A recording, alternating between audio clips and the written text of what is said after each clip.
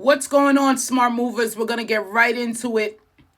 Top 5 states if you're making $60K a year. This is a new series that Strizzy Report's going to do. We're going to start at 60. We're going to go all the way up to 100. But for right now, we're digging into $60K a year. If you're making that, let's find out who this is for.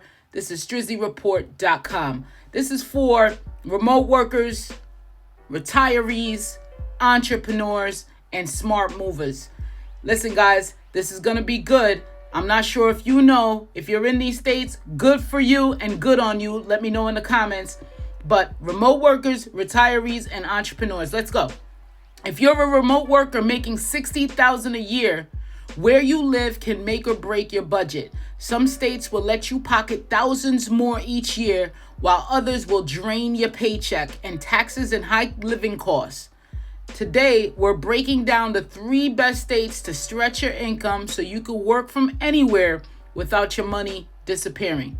Ain't that good? That's great. Let's go. Here's the method that I use to figure out the best states for remote workers, retirees, and entrepreneurs, but this is really someone that could move to a state that has an option. So the majority of those people are remote workers that already has the income, already has a job. They're making 60 grand a year, and they could actually have the possibility to stretch their income, invest more, save more. So I crunched the numbers on 5 key expenses: taxes, housing, food, transportation, and everyday essentials. So it could either be more or less depending on you, the individual. Then I subtracted the federal and state taxes to see how much money you'd actually have left over. And let me tell you, some states will let you keep way more of your hard-earned cash. Now, there's 50 states that I looked into. We're dealing with the ones that have better income taxes. So that's what we're focused on. Let's go. Number 3 coming in is Arkansas. Oh, let's break it down. The state income tax, $2,700 a year on that $60K. Housing, this is rent for a 2-bedroom, $12.5 a year.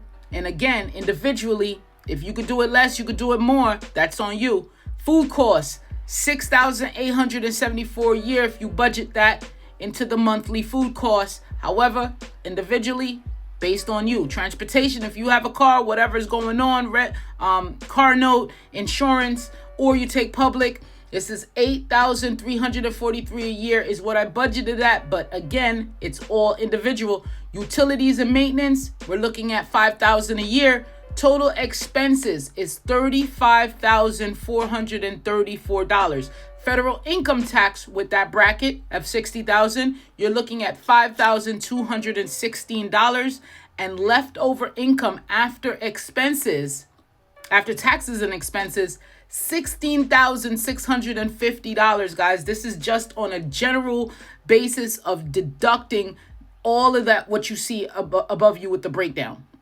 Just a general. So it could be more, it could be a little less, but you're still pocketing at minimum $16,650 living in Arkansas. Let's go down to what Arkansas overly provides. So that's over $16,000 left over after covering all major expenses. In Arkansas, your money stretches further, especially on housing and food, which are well below the national average. Just keep in mind, though, job opportunities and entertainment options are a bit more limited if you're looking for a fast-paced city life. Let's go to number 2. What's the number 2? Oklahoma.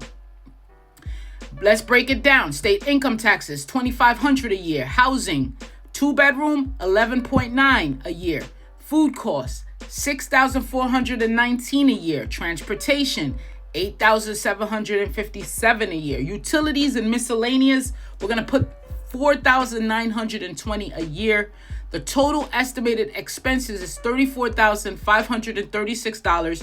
Federal income tax is $5,216. Leftover income after taxes and expenses is even better. $17,748 is what we're looking at for Oklahoma. Let's see why. In Oklahoma, your income stretches even more. Housing and food costs are low, plus you get a mix of affordable small towns and city options like Oklahoma City or Tulsa. If you want lower expenses but still want some urban life, this is a great pick for you guys.